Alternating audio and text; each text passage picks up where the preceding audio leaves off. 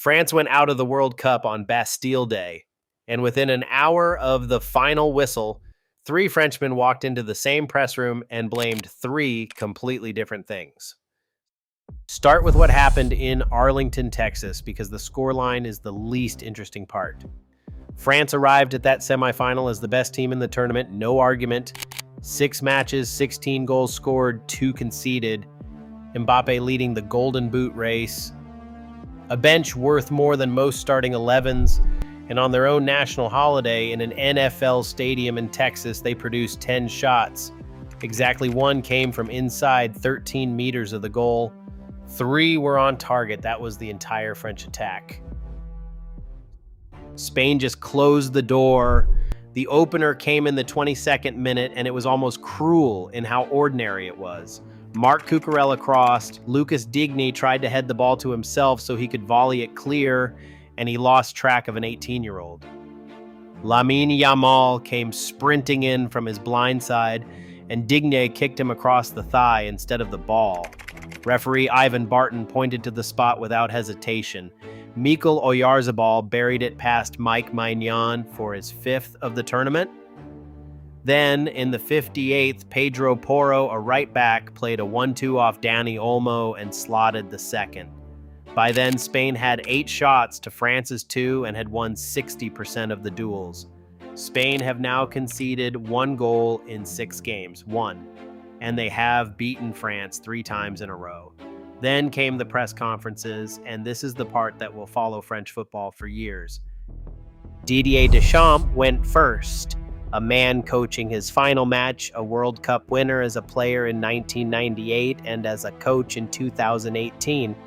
And here is what he reached for. If I say anything, I will look like a sore loser because we lost. But I ask you, is the referee up to the task of officiating a semifinal?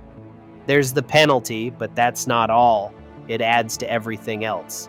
He said he would ask the question and not answer it.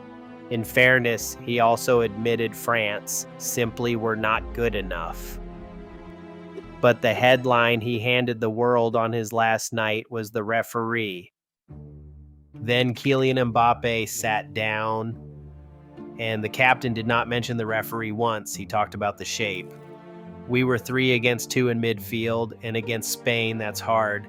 Fabián Ruiz and Rodri had plenty of time to play. I think we should have done man-to-man press. Read that again. Minutes after his manager blamed the officials, the captain publicly diagnosed the setup as the problem. That is a midfield selection. That is a coaching decision. To his credit, Mbappe also took it on himself. As a captain, I have to take all the responsibility, and I have no problem with that. We wanted to go to the final. We didn't go. If you want the honest verdict on that penalty, hit like and subscribe and drop a comment below this video because a third voice ended the argument. Because then Rayan Cherki spoke. 22 years old, on as a substitute, and he did not reach for the referee or the tactics. I don't know what to say. They were better than us in every part of the game, and they were hungrier than us. I think that is the whole tournament in one sentence, delivered by the youngest man in the room. And on the penalty, since half the internet spent the night screaming scandal, there wasn't one. There was contact in the box on an attacking player going for the ball.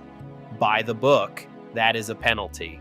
Reporters at the ground called it correctly given. VAR was never going to touch it. Deschamps himself said the penalty was not really his complaint, it was an accumulation. And the whistle cut both ways. A late Yamal lunge on Mbappe somehow escaped a yellow card entirely. So the Deschamps era ends here. 14 years, 1 World Cup, 1 final, and a semifinal exit on Bastille Day. France play for 3rd place Saturday in Miami. Spain go to MetLife on Sunday, their first World Cup final since 2010. And they will be waiting for whoever survives Atlanta this afternoon. Coach, captain, or the kid?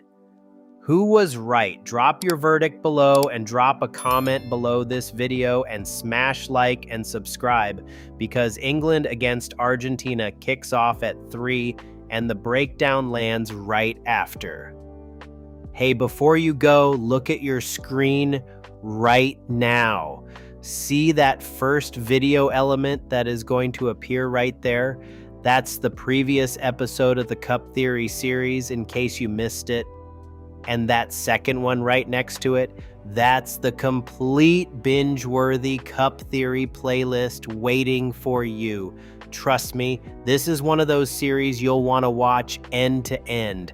Every forgotten name, every buried story, every life that history almost lost. Go ahead and click both of them right now and keep the deep dive going. You know you want to. Thank you for watching.